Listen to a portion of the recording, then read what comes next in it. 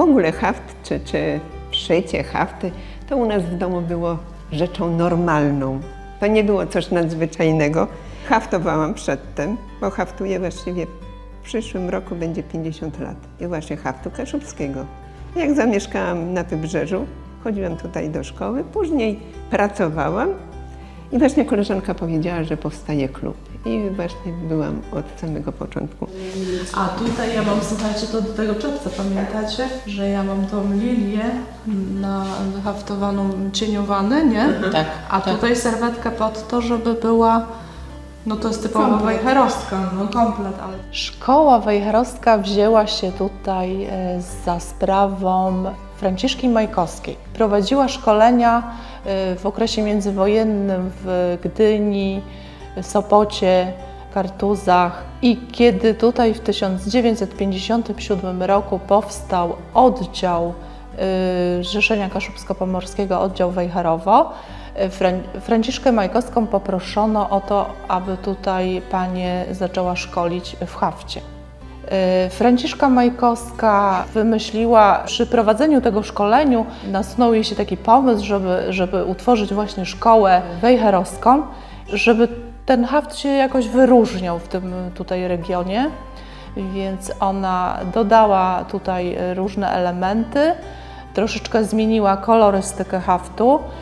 Kolory haftu kaszubskiego podstawowe to jest 7 kolorów i tak samo jest w Wejherowie 7 kolorów, ale troszeczkę się różnią, ponieważ żółty jest bardziej cytrynowy, a w Żukowskiej, Puckiej, Wzyckiej są ciepłe kolory żółci i jest tutaj troszeczkę się różni ciemno-niebieski od szkoły żukowskiej.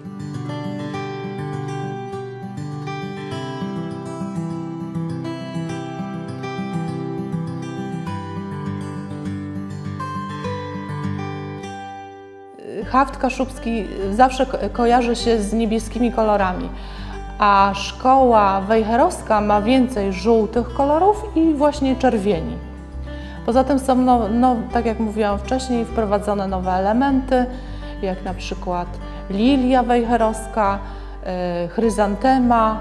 I podczas szkolenia były tutaj wybitne panie, jej uczennice, między innymi pani Ania Konkol.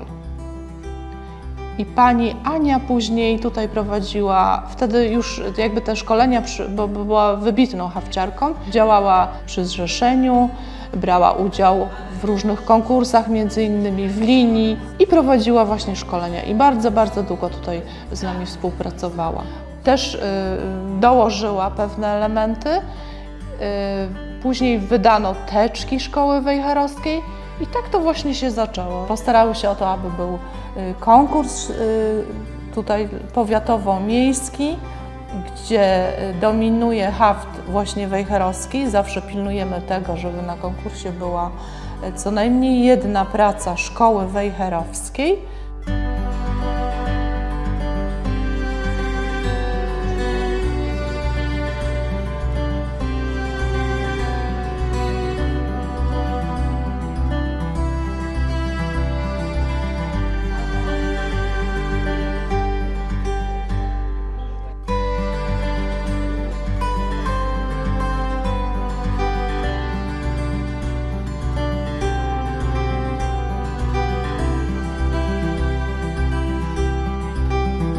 Projektując serwetę czy obrus, zawsze sobie na początku przyrzekam, że tym razem zrobię troszeczkę mniej bogaty.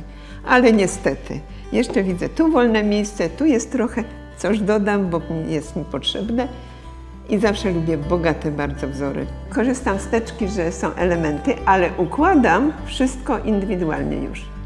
Po prostu w zależności od tego, jaki duży format jest mi potrzebny, na początku projektu biorę największe elementy z tej szkoły jako albo w rogu, albo w połowie kompozycji i do tego dorabiam resztę, korzystając oczywiście z elementów tej szkoły. Jeżeli to jest bieżnik, To oczywiście po bokach robię centralne, bardziej rozbudowaną kompozycję, bokiem na przykład węższą. Powtarzam te same elementy, po prostu tak, żeby mi się podobało.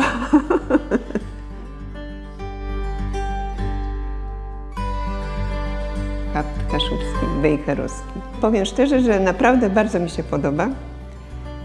Różni się na przykład od haftu żukowskiego tym, że jest bardziej wesoły, czyli ma więcej kolorów czerwonych i żółtych i elementów właśnie, gdzie wykorzystujemy czerwony i żółty kolor. Jest chryzantema w dwóch kolorach niebieskich, jest lilia, jest groszek, są inne kształty liści na przykład. Są również inne kształty, forma na przykład serca.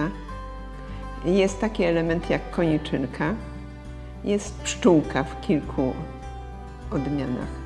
I jeszcze jest coś takiego jak niezapominajki w dwóch kolorach niebieskich, przy czym mają jeszcze czerwoną obwódkę. W szkole wejherowskiej listki są dzielone na pół. Przez środek mają czarną żyłkę. Tego się nie stosuje w żukowskiej czy puckiej szkole. Mają czarną, ale czasami, na przykład jak liście dębu, mogą mieć czerwoną. Obwódki czerwone są wykorzystywane w niektórych elementach, przeważnie przy ciemno-niebieskiej nitce. Są tak zwane listki z cieniem. One mają czarną kreskę po jednej stronie boku tego listka. Tulipany są bardziej rozbudowane niż w innych szkołach. Niektóre z tulipan nie mają tak zwanej kratki z krzyżykami, mają rybią łuskę, co akurat jest w szkole wejherowskiej, a bardziej by się to mogło z pucką kojarzyć. Środki niektórych elementów są płasko-żółtym kolorem haftowane i na to są kratki z krzyżykami, gdzie też tego nie ma w innych szkołach. I w wejherowskiej szkole wisienki też mogą być, oprócz koloru czerwonego, bywają żółte. Wąsy, to w każdej szkole wąsy są czarne, a w wejherowskiej bywają czarne z taką, jakby to nazwać, żółtą obwódką.